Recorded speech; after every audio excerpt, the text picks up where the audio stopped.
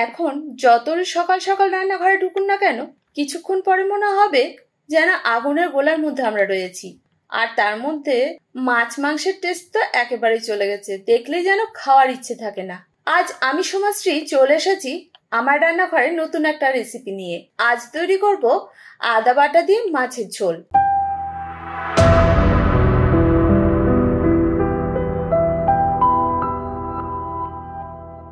প্রথমেই লাগবে মাছ, যেটা নুন হলুদ দিয়ে মাখিয়ে নেওয়া হয়েছে। এখানে আমি 8 পিস কাতলা মাছ ব্যবহার করেছি, চাইলে আপনারা রুই মাছও ব্যবহার করতে পারেন। এছাড়া এই মাছটা যেহেতু আলু দিয়ে ঝোল করব, তাই নিয়েছি 5টা মিডিয়াম সাইজের আলু, লম্বা লম্বা করে কেটে নিয়েছি। আলু খেতে না চাইলে স্কিপ করে যাবেন। একটা মাঝারি সাইজের টমেটো নিয়েছি, একটু মোটা মোটা করে কেটে নিয়েছি। এছাড়া 2টো কাঁচা লঙ্কা আছে। এবার নিতে হবে মশলার জন্য বেশ কিছু জিনিস। এই মশলার জন্য প্রধান উপকরণ হচ্ছে আদা, এটা লাগবে 1.5 ইঞ্চের মতো। আর নিচে একটা ছোট সাইজের টমেটো, স্বাদ অনুযায়ী কাঁচা লঙ্কা। এবার বলে নি কিভাবে তৈরি করবেন। প্রথমে কড়াইতে পরিমাণ মতো সর্ষের তেল দিয়ে গরম করে নিতে হবে। তেল গরম হয়ে গেলে মাছগুলো একে একে ভেজে তুলে নিতে হবে। তবে মাছগুলো ভাজার সময় খুব কড়া ভাজা যাবে না। মাছ ভাজা হয়ে গেলে ওই তেলে ফোড়ন হিসেবে দিতে হবে একটা তেজপাতা ছোট ছোট টুকরো করে নিতে হবে, 2টো শুকনো লঙ্কা আর হাফ চা চামচ গোটা জিরে। ফোড়ন থেকে যখন সুন্দর গন্ধ বের হবে তখন যোগ করতে হবে কেটে রাখা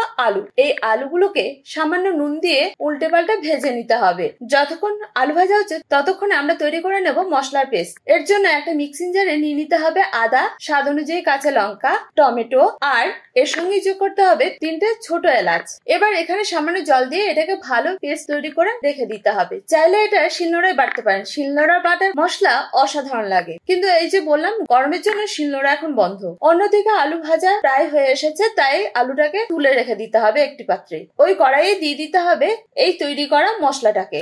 এই সময় যোগ করতে হবে স্বাদ অনুযায়ী নুন, 1 চা চামচ হলুদ গুঁড়ো, হাফ চা চামচ কাশ্মীরি লঙ্কার গুঁড়ো আর 1.5 চা চামচ জিরে গুঁড়ো। আর কোনো মশলা ব্যবহার করতে হবে না।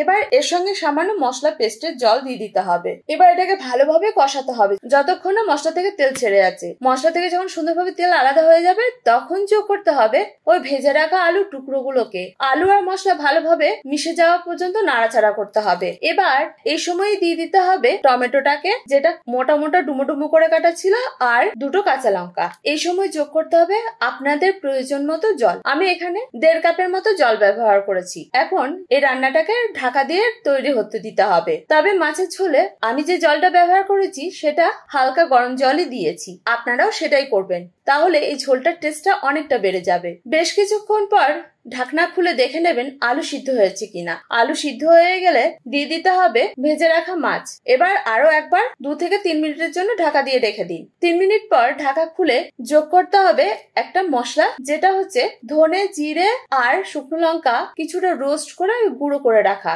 এটা 1.5 চা চামচ ব্যবহার করতে হবে। এই মশলার টেস্টটা অসাধারণ লাগে।